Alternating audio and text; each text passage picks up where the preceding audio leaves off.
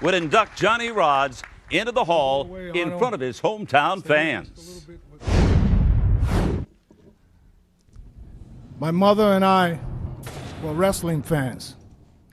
Every week, we were glued to the TV, and WWF was there. Whenever they came to the neighborhood, we managed to be there and see it in person. Great guys were there. So I said to my mother, I got to be one of those guys one day. She says, you're nuts. They're too big. So I didn't care. I went out. Whenever there was a pro wrestling club, I managed to be there, join them, and I spent a few years grappling a little bit. And when I thought I was tough enough, and I mean tough enough, I had enough guts to find out where WWF was, the office, and believe it or not, it was only a few blocks from here on Broadway, I think on the 4th or 5th floor. I had enough guts to knock on the door. I went over, and some kind of a heavy voice says, the door is open, come on in.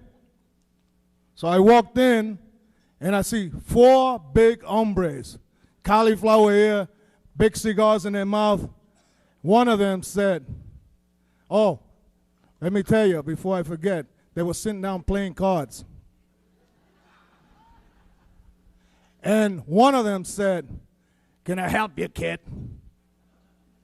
I said, yes, sir. I'm wondering if I could get a wrestling job with you sometime. So he said, well, I don't have nothing now, but if you have a telephone number, maybe I could call you sometime. And is that all right? I said, yes, sir.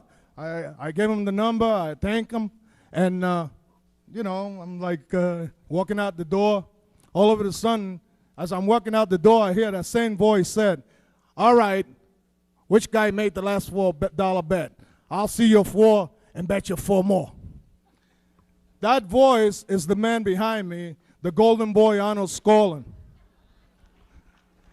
And Arnold gave me my first telephone call, and I tell you, it must have been a good tryout because after that I had many, many more phone calls. Thank you, Arnie. I learned a lot of tricks to become a professional wrestler from this man.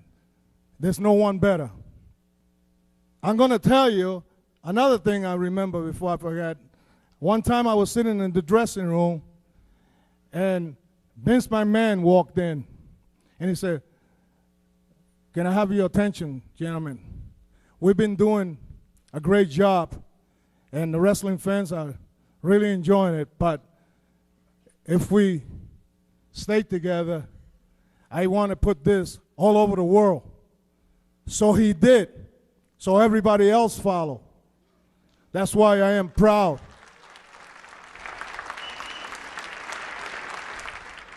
That's why I'm happy and proud to be here tonight at the Hall of Fame with Mr. McMahon and his wife Linda and his son Shane.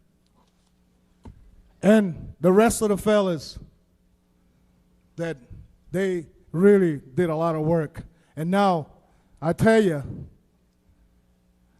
I remember Vince McMahon Sr., whenever I was, and he was there, I'd come over and say, how are you, Johnny? He always stop and say hello to me. God bless you, Vince Sr. And Juanita, hello. How are you, dear? And I'm going to thank you, wrestling fans, for enjoying the part of me in it. And I'm not going to forget both of my families. My wife and kids first, my wife and kids second. You know, some guys go around the second time because that happens. My wife, Ellen, now, thank you, who is sitting here, who is sitting at the table with my good friend, the Irish champion, Davia Hannon, and wife, Kathy. Thank you very much. I'm very happy to be here tonight. This is one I'm going to hang up on my wrestling school that I'm teaching the guys the tricks that Arnold Skolin teach you. Thank you, Vince, and thank you, wrestling fans.